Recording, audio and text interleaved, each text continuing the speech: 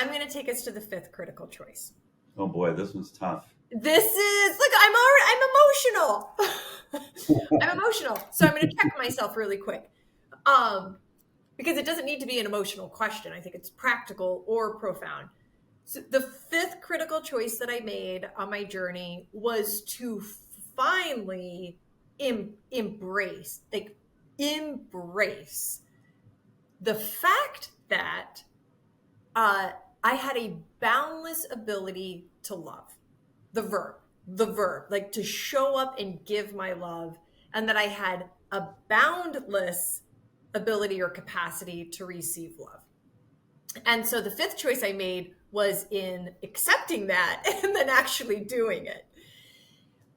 For me, I think an interesting thing is I wasn't ready to make that choice until I made those four other choices. And so the way that I went through my journey and in this conversation with you is very linear. But I don't think it has to be linear. Right. Like, listen, here's the trick. Just choose to give love and receive love, and all those other choices will naturally happen. For me, I had to learn and experience and evolve through my exploration in order to. So that is background. Giving love, the verb, manifests differently for different people in different situations all the time. Right. Can we riff just a little bit on your idea of giving and receiving love, the verb, which is a choice?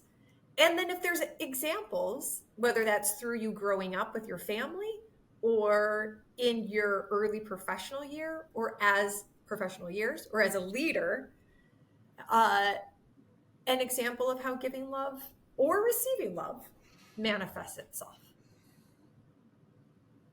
Yeah. Well, so I think I'll start by saying I found myself a dad way younger than I would have ever imagined. So I was a very young dad. I was a father at 23, and somewhat unexpectedly. And because we all have these plans, we're going to go to graduate school and this and that, and then But the reason I bring that up is that I had this beautiful child. I mean, just a beautiful child. And then there was another one, and then we had a third. And I was doing startups and building my career and running hard at all of that. And I say it because children have no guile. That love is just such a purity thing. It's like, wow, I'm a dad. This is amazing. And I would say that the pureness of my kids, especially as I was building a career, I had them, so young, and they loved it too. They were like, I was always doing stuff with them, so we were giving each other of our time, we were giving each other of our attention, right? And to me, the giving of attention and the giving of presence was very profoundly first in family, but it has been super important to me through my professional career, right? And then I became a yogi, and that helped me because I was recovering from an injury, and this whole notion of being present in the moment, working to your degree, and only asking that of others.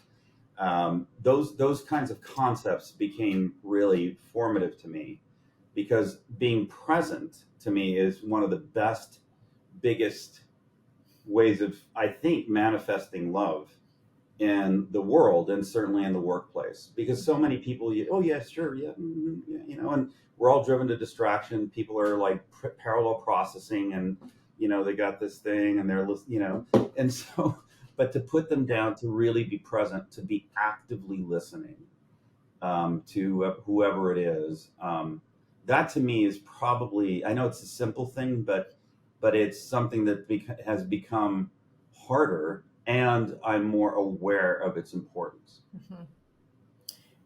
And it's practical and profound and simple, but not easy. No, definitely not easy. Definitely not easy. And it's a choice every time. Yeah. Yes.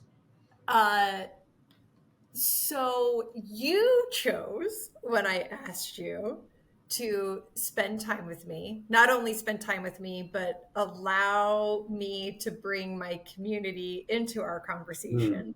You chose to be present and give me your attention. Mm. I thank you for your choice to give me that love. And I hope that you feel the love that I want to give back to you. I And I do. know you will receive it. I do. I do. And I'm super touched and thrilled to be part of this and humbled to be part of this. So thank you for inviting me.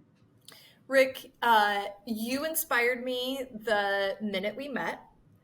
You were one of the first people a number of years ago to hear my anchor inspirational speech. Mm. And your authentic, loving, great dad reaction to that motivated me to expand my view on what types of companies and organizations and teams would actually embrace it.